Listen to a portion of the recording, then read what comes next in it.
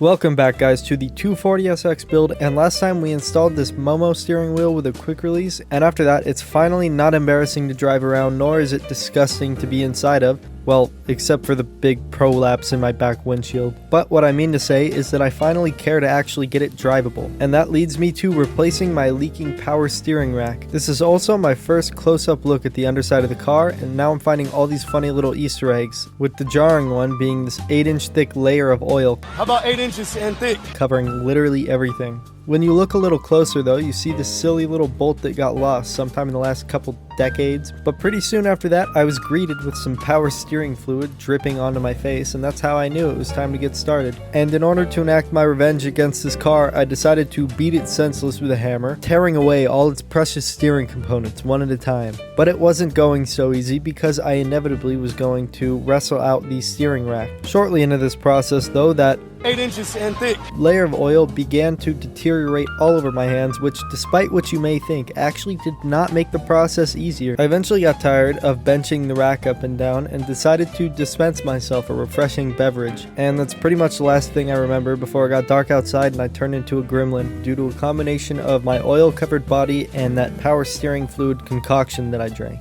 On the plus side though, when I woke up the steering rack was installed, and the only evidence of my gremlin episode was the slight staining on my driveway. But now it's all done, and after a quick bleed I was actually driving the car, if you can believe that. So that's pretty much it. He's bouncing off my booty cheeks, I love the way he rides.